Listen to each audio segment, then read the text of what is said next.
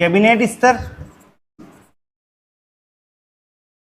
Then राज्य मंत्री, state minister, उप मंत्री, और लास्ट में संसदीय सचिव।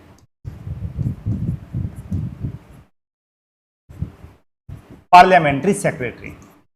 आजकल इनकी व्यवस्था है, खासतौर से उप मंत्री की, समाप्त है। संसदीय सचिव भी मिनिस्ट्री का एक टाइप ही है, लेकिन इसका काम पार्लियामेंट में, संसद में सपोर्ट करना है मंत्रियों को।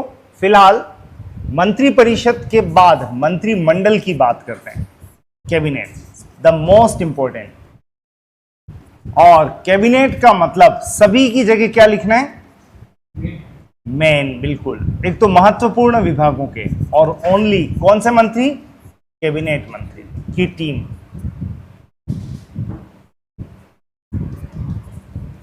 ये कहलाएगा मंत्रिमंडल। ये तो बात कर रहे थे हम गठन की। इसके बाद में हमने ये पॉइंट भी कवर किया था कि इसकी नियुक्ति कौन करता है, और इनको शपथ कौन दिलाता है, और इनको हटा कौन सकता है, ये अपना त्याग पत्र किसको देते हैं फाइनली। तो नियुक्ति कौन करता है, क्विकली बात करें तो राष्ट्रपति करता है। शपथ भी कौन दिलाता है? राष्ट्रपति दिलाता है। इनको हटा भी कौन सकता है? राष्ट्रपति हटा सकता है। और फाइनली त्याग पत्र भी औपचारिक रूप से किसके पास जाएगा? राष्ट्रपति के पास जाएगा, जो इसे मंजूरी प्रदान करेगा। अब यहां से थोड़ा सा आगे फोकस करें तो हमने एक चर्चा और भी की थी, इनका टेन्योर, कार्यकाल, इसी के अंतर्गत था। इनका कार्यकाल कितना होता है? 5 वर्ष? बिल्कुल भी नहीं। इनका कार्यकाल होता है राष्ट्रपति के प्रसाद पर्यंत, नंबर 1। और नंबर 2, हमने एक बात कही थी, मंत्रिपरिषद लोकसभा में बहुमत, मेजोरिटी बने रहने तक अपने अस्तित्व में बनी रहती है। जब तक सपोर्ट मिल रहा है किसका? लोकसभा का, तब तक मंत्रिपरिषद अपने अस्तित्व में बनी रहेगी। राइट। नेक्स्ट पार्ट यहां पे द वेरी क्रूशियल, वो है उत्तरदायित्व। उत्तरदायित्व। मंत्रिपरिषद किसके प्रति रेस्पॉन्सिबल है?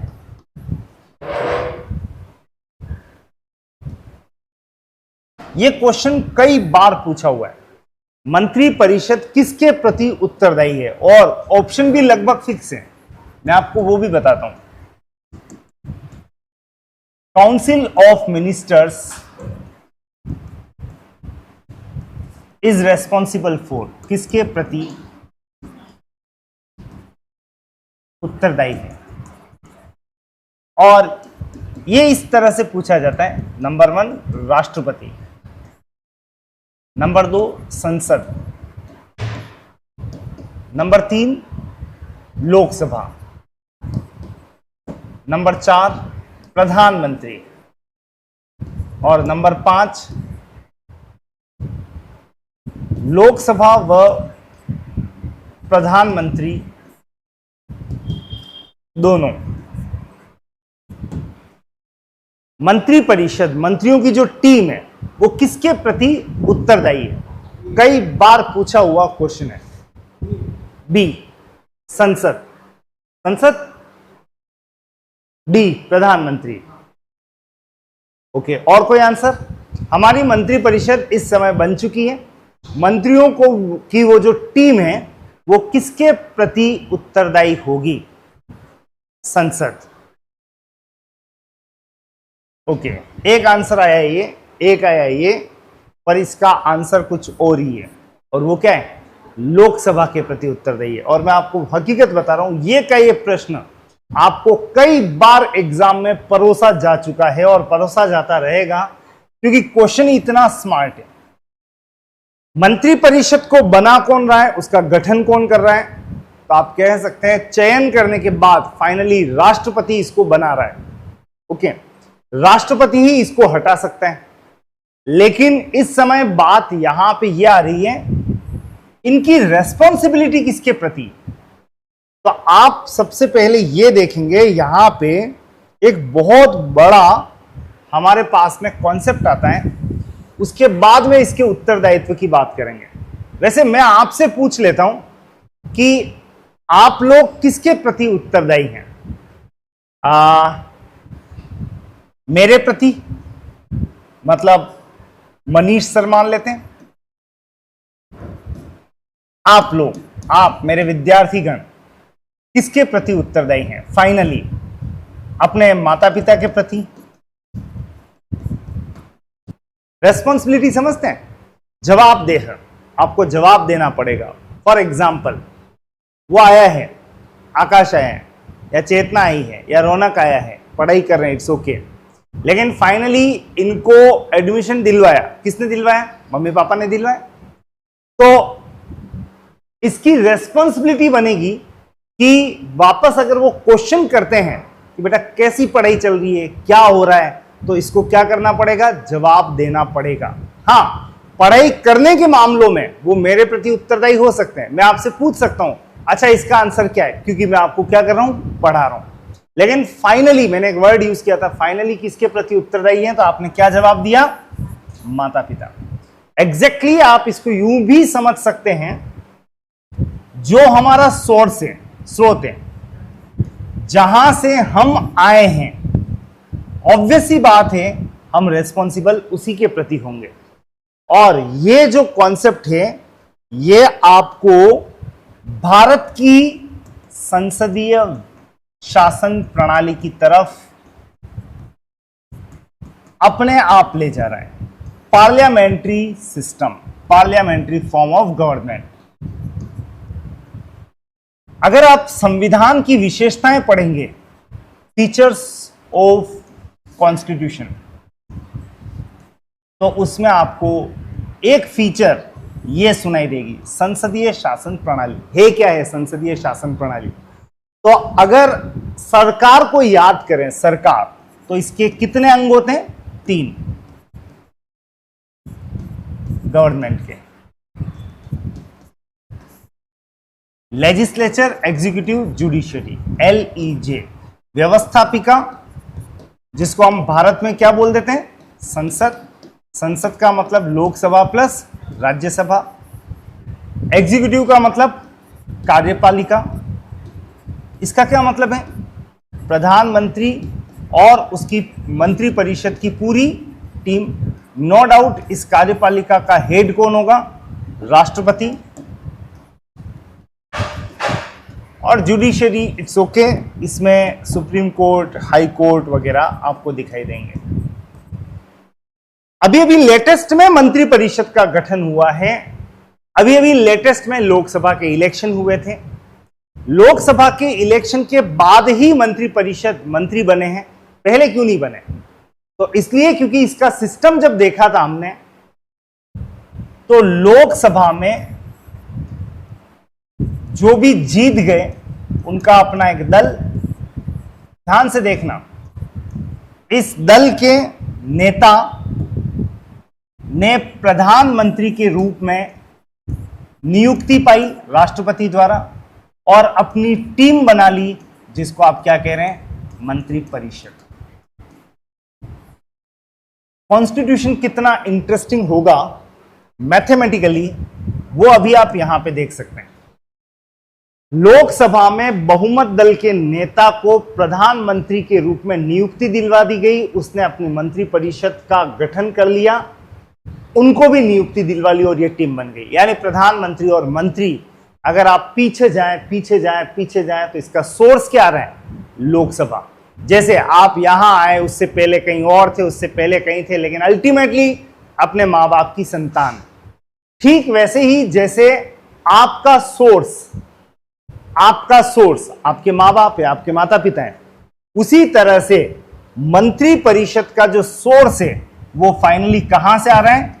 लोकसभा से आ रहा है। तो इनका सोर्स लोकसभा है, इसलिए मंत्री परिषद किसके प्रति रेस्पॉन्सिबल होगी? लोकसभा के प्रति। यही संसदीय शासन प्रणाली है, यही संसदीय शासन व्यवस्था कह सकते हैं कि हमारे यहां से हमारे यहां पर मंत्री परिषद और प्रधानमंत्री। अब देखना, मंत्री परिषद और प्रधानमंत्री का मतलब मैं क्या कह रहा हूं, कार्यपालिका। ये कार्यपालिका कहां से निकल रही है, लोकसभा। लोकसभा का एक मतलब आप क्या बोल सकते हैं, संसद से निकल रही है। बिल्कुल मैं स्पेसिफाई कर सकता हूं ये, लेकिन आप इस समय यूं मान सकते हैं कि हमारी कार्यपालिका का निर्माण कहां से होता है, संसद से, और वापस से वो किसके प्रति रेस्पॉन्सिबल है, संसद के प्रति रेस्पॉन्सिबल है। तो कार्यपालिका और संसद में, भारत में एक कनेक्शन है। हमारे यहां पे इसका उद्गम, इसका सोर्स संसद है। अगर आप यूएसए में जाएंगे, अमेरिका में, तो आपको वहां पे एक विभाजन दिखाई देगा।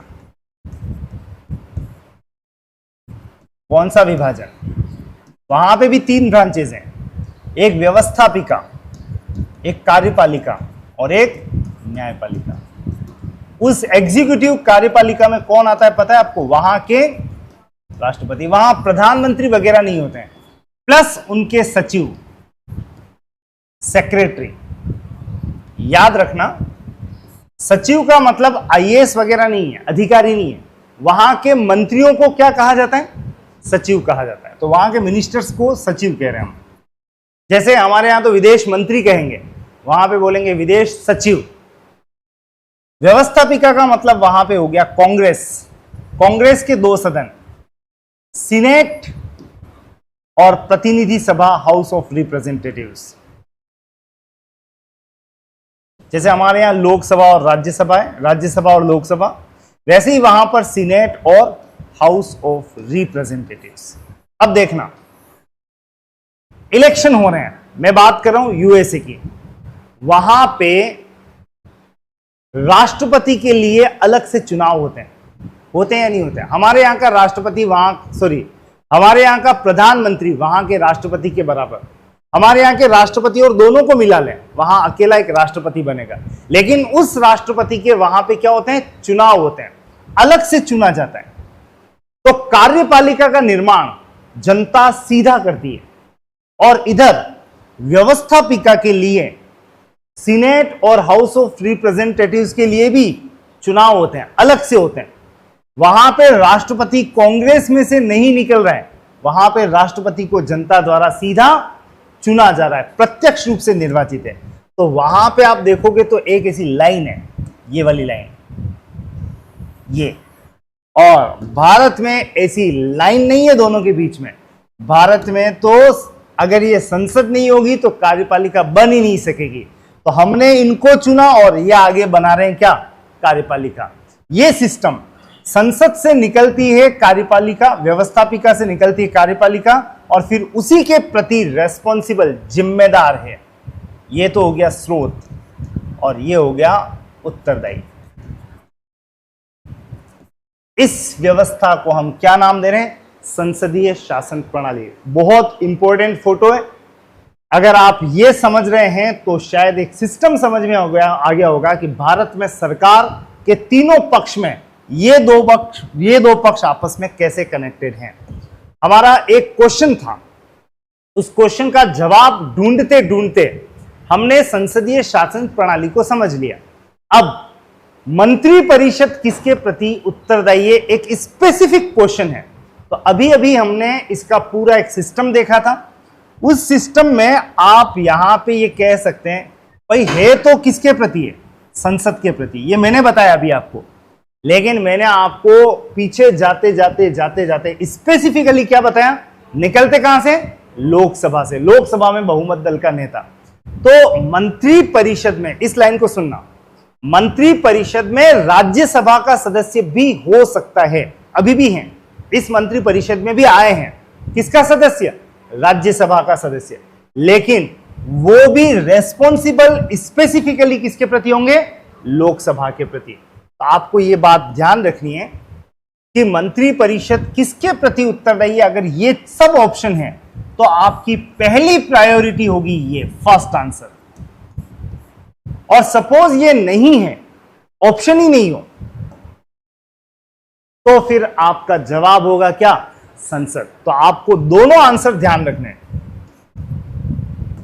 क्योंकि ये प्रश्न जब पूछा जाता है तो ऑप्शन के अकॉर्डिंग पूछा जाता है, तो आपका परफेक्ट आंसर तो क्या बनेगा? लोकसभा। और अगर अवेलेबल ही नहीं है तो हम यहां पे अपना आंसर क्या देंगे? संसद देंगे। तो फाइनली मंत्रिपरिषद किसके प्रति उत्तरदायी है? आपका जवाब होगा लोकसभा के प्रति। तो यहां पे हम अब एक लाइन यहां पे फिल इन द ब्लैंक्स कर देते हैं। मंत्रिपरिषद, परिषद का मतलब पूरी इंस्टीट्यूट, पूरा ऑर्गेनाइजेशन, पूरी टीम एज अ होल, मंत्रिपरिषद।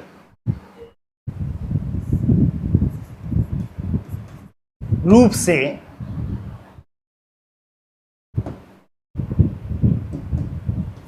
लोकसभा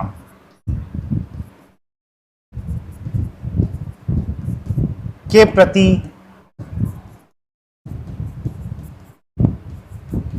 उत्तरदायी है, कारण सहित। क्योंकि जब आपके सामने क्वेश्चन कथन और कारण का आएगा तो आपसे यह पूछा जा सकता है इसके प्रति क्यों, औरों के प्रति क्यों नहीं, तो लोकसभा के प्रति। और वास्तव में अब मैं कारण पूछ लूं तो आपका जवाब क्या होगा? मंत्रिपरिषद का अस्तित्व निकलता कहां से? लोकसभा से, इसलिए ये इसके प्रति उत्तरदायी है। यहां पे एक फिल इन द ब्लैंक्स भर दिया, मैंने रख दिया है, और इसका आशय यहां पे कुछ है, सामूहिक रूप से, कलेक्टिवली रेस्पॉन्सिबल फॉर।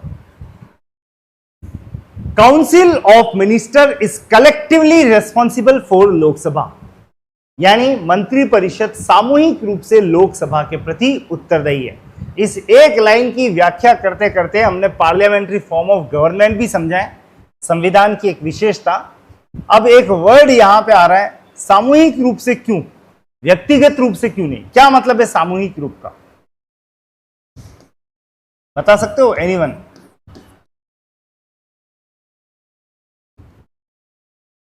इसका भी एक क्वेश्चन आता है, इस पर भी। ये सब मिलकर खाना खाते हैं, ये सब तैरते साथ हैं और डूबते साथ हैं। सामूहिक का आशय है कि ये साथ साथ घूमने जाते हैं। और ऐसे ही एक चौथा ऑप्शन, आपका जवाब क्या होगा पता है? ये साथ साथ तैरते हैं और साथ साथ डूबते हैं। मतलब एक लकड़ी में बांध दिया गया है इनको। अगर कोई भी तिनके थे सब अलग अलग, मंत्रिपरिषद जैसी बनी तो एक गट्ठर नहीं कहते हैं, पूरा लकड़ी का गट्टा, वो बना दिया गया और उसको बांध दिया गया। कोई एक अकेला यूं कहे मैं तो जा रहा हूं बाहर, तो उसको या तो रिजाइन दे दिया जाएगा, उसको रिजाइन दिलवा दिया जाएगा, और या फिर तुरंत वापस उसके अंदर पैक कर दिया जाएगा, क्योंकि अलग कोई जा ही नहीं सकता। कोई मंत्री इस तरह से कभी बात नहीं करेगा कि मैंने ये काम किया है, वो सीधा बोलेगा मेरी सरकार ने ये काम किया है, मोदी सरकार ने ये काम किया है। हमेशा उसके पीछे एक वर्ड क्या लगेगा? सरकार। क्योंकि मंत्री जब काम करते हैं तो वो स्वयं कभी भी क्रेडिट नहीं कमा सकते हैं। क्रेडिट मतलब साफ, कि मैंने फलाना पुल बना दिया, मैंने फलाना बिल्डिंग बना दी, वो कभी भी नहीं कह सकते। वो बोलेगा हमारी सरकार ने ये काम किया है।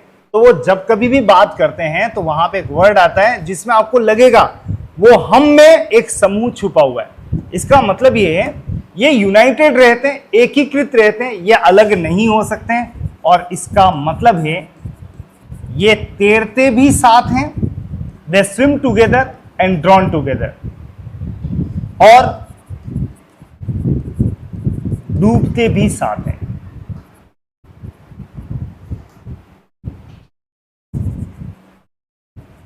swim together and drawn together. Okay, इसका सीधा सीधा मतलब है कि एक व्यक्ति, एक मंत्री अगर कोई काम करेगा तो उसका श्रेय सबको मिलेगा, और एक मंत्री ने घोटाला किया तो समझो पूरी सरकार ने घोटाला किया। इसीलिए तो हम ये कहते हैं इस सरकार में बहुत सारे घोटाले हमारे सामने आए हैं, इस सरकार को चले जाना चाहिए। मतलब एक ने कोई गलती की है तो उसकी सजा पूरी टीम को भुगतनी पड़ती है। भारत की क्रिकेट टीम, अभी लेटेस्ट 2 दिन पहले की बात है, मैच जिताने का श्रेय किसको जाता है? अगर आप बाय द वे पाकिस्तान के साथ मैच देख रहे थे तो श्रेय किसको जाता है? किसी को नहीं जाता है, पूरी टीम को जाता है। जीती कौन? टीम। आप कभी ऐसा बोलते हैं विराट कोहली जीत गया? विराट कोहली नहीं जीता। उसने हो सकता है परफॉर्मेंस बहुत अच्छी की हो, लेकिन फाइनली जीती तो कौन जीती? टीम। हारी तो कौन हारी? टीम। यानी ये रहते साथ हैं, तैरते साथ हैं और डूबते भी साथ हैं। इस लाइन से दो प्रश्न अक्सर पूछे जाते हैं। तीसरा प्रश्न बहुत important, parliamentary form of government यानी संसदीय शासन व्यवस्था, मंत्री परिषद सामूहिक रूप से लोकसभा के प्रति उत्तरदायी है। तो कार्यकाल, उत्तरदायित्व, जिसका एक मतलब आपके सामने है। Next to that as a question था ये संसदीय शासन प्रणाली, ये भी हमने यहां पे समझने का प्रयास किया है। यूएसए की एक व्यवस्था भी हमने देखी है, जिसको आप यहां पे देख पाएंगे। इन दोनों के बीच में एक भेद है, अलग अलग हैं। यहां की व्यवस्था ही अलग है और इस व्यवस्था को आप कहते हैं पृथक्करण की व्यवस्था, नाम है इसका।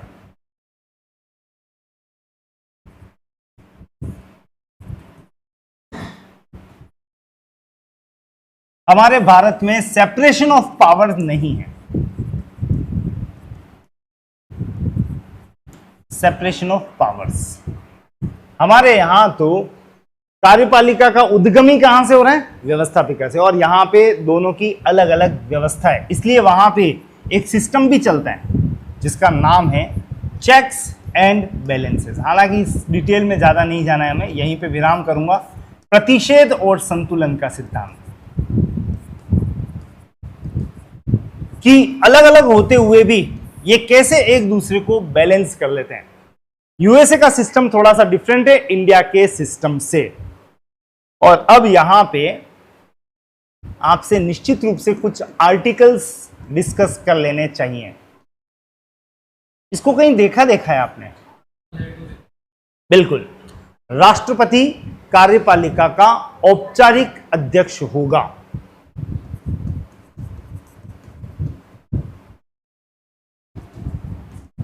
वापस इसलिए लिखना है क्योंकि कार्यपालिका का मतलब यहां पे राष्ट्रपति स्वयं प्लस प्रधानमंत्री प्लस मंत्रिपरिषद, सब मिलकर क्या बनाते हैं? एग्जीक्यूटिव। तो राष्ट्रपति एग्जीक्यूटिव का औपचारिक अध्यक्ष फॉर्मल हेड होगा।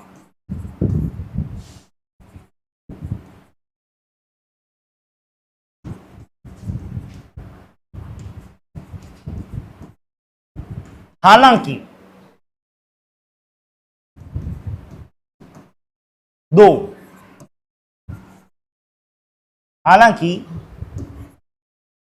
वास्तविक शक्तियों का प्रयोग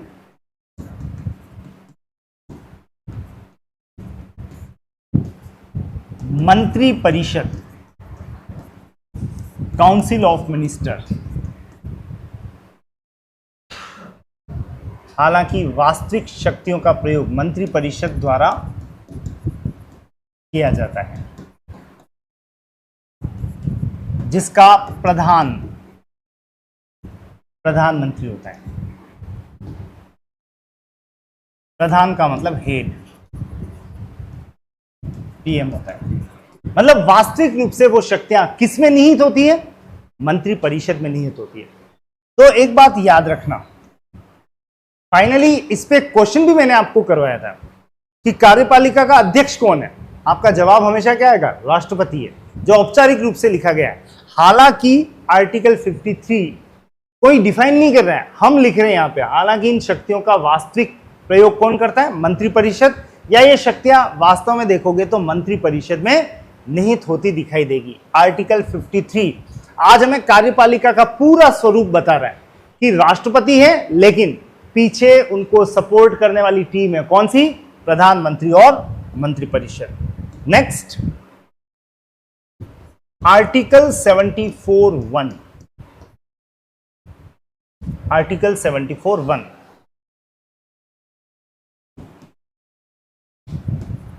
राष्ट्रपति को प्रेसिडेंट को सलाह व सहायता, टू एड एंड एडवाइस, राष्ट्रपति को सलाह व सहायता देने के लिए एक मंत्री परिषद, काउंसिल ऑफ मिनिस्टर्स होगी, जिसका प्रधान, हेड पीएम होगा, प्रधानमंत्री होगा। सबसे बड़ी बात यह आती है कि यूएसए में तो अकेला कौन है? राष्ट्रपति। वहां पे भी मंत्री हैं, मैंने लिखा है यहां पे, प्लस सचिव, सचिव यानी मंत्री, वहां पे भी तो है मंत्री, मंत्री मतलब मंत्री परिषद, सचिवों की टीम। तो वहां पे आपको बता दूं, जो मंत्री होते हैं ना, वो इसके नौकर होते हैं, सर्वेंट।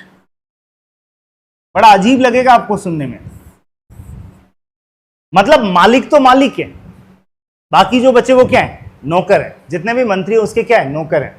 हमारे यहां पे राष्ट्रपति के नौकर नहीं है, मंत्री प्रधानमंत्री के नौकर नहीं है, उनके साथी है। अब आप बताओ, एक वर्ड मैंने यूज किया नौकर, और एक वर्ड क्या यूज किया? साथी। दोनों में अंतर होता है कि नहीं होता है? आप मेरे नौकर हो या साथी हो? अब यहां पे ये शब्द स्पेसिफाई कर देता है कि भारत की शासन व्यवस्था कैसी चल रही है, औरों से कैसे डिफरेंट है। यूएसए में सचिव या मंत्री राष्ट्रपति के नौकर, नौकर का मतलब रामू शामू वाला नौकर नहीं है, बहुत हायर वाले नौकर है, नौकरी करते हैं। आप भी कहां जा रहे हैं? सरकार की नौकरी में जाएंगे, तो वहां पे वो रामू शामू वाली नौकरी नहीं है। यहां पे नौकर का मतलब इनके अधीन रहकर काम करते हैं। और यहां पर अगर मैं बात कर रहा हूं तो मंत्री परिषद जो किसके अंडर में रहते हैं? प्रधानमंत्री के अंडर में रहते हैं। ये इसके साथी के रूप में काम करते हैं। बस फर्क इतना सा है, प्रधानमंत्री भी इनका साथी है, पर वो सबसे आगे जाके खड़ा हो जाता है, वो सब उसके पीछे है, एक लीडर की भांति खड़ा होता है, आ जाओ मेरे साथ साथ, वो उसको लीड कर रहे हैं। तो हमारे यहां पे प्रधानमंत्री लीड करता हुआ साथी है मंत्री परिषद का। अब ये पूरी टीम राष्ट्रपति को क्या दे रही है? सलाह और सहायता। क्यों दे रही है? क्योंकि हमने इस कार्यपालिका का औपचारिक अध्यक्ष घोषित किया हुआ है किसको? राष्ट्रपति। राष्ट्रपति खुद वास्तविक शक्तियों का प्रयोग नहीं करेगा, सब काम कर कुरा के इसको ऐसे बोलेंगे, राष्ट्रपति महोदय हमारी ऐसी सलाह है कि आपको यह कर लेना चाहिए।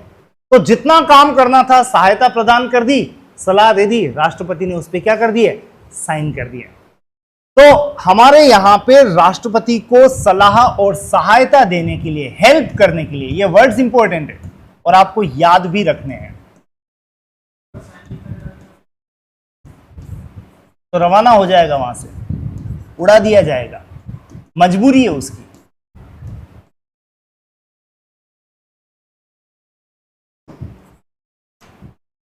सिंपली तुम्हारे ऊपर ही ले लेता हूं एग्जाम्पल। अगर तुम यहां पे पढ़ने नहीं आओगे तो तुम अपने घर से पढ़ने के लिए निकले हो, पापा के प्रति जिम्मेदार हो, पापा की मेरे से ट्यूनिंग है, मैं बात करता रहता हूं उनसे। अब आपने कहा कि सर अगर मैं नहीं आऊं तो एक दिन देख लूंगा, 2 दिन देख लूंगा, उसके बाद एक चेतावनी दे दूंगा, उसके बाद यहां से आउट, खत्म, घर जाओ अपने। तो क्या हुआ? राष्ट्रपति भी कुछ ऐसा ही रोल प्ले कर रहा है। राष्ट्रपति को सलाह और सहायता देने के लिए एक मंत्री परिषद होगी। फोटो देखना इसका, ये डायग्राम, ग्राफिक्स, जिसका हेड कौन है? प्रधानमंत्री। ये सपोर्ट करते हैं, ये सब काम वाम सब ये करते हैं, इसको सलाह और सहायता देते हैं, भाई राष्ट्रपति जी आप ऐसा कर लीजिए। अब एक क्वेश्चन है, अगर ये ऐसा नहीं करे तो ज्यादा से ज्यादा ये प्रपोजल लौटा सकती है, लौटा सकती है। ये एक बार आप पुनर्विचार करें, पुनर्विचार के बाद वापस से वैसी की वैसी बात आती है, तो अब राष्ट्रपति मजबूर है कि उसको साइन करने ही पड़ेंगे, क्योंकि वास्तविक शक्तियों का प्रयोग करते हुए आपको कौन दिखेगा? यही दिखेगा। तो सलाह माननी आवश्यक है। तो अभी एक पॉइंट बाकी था जिसको मैं बता रहा हूं, और ये पॉइंट बाद में संविधान संशोधन से जोड़ा गया था। और यह सलाह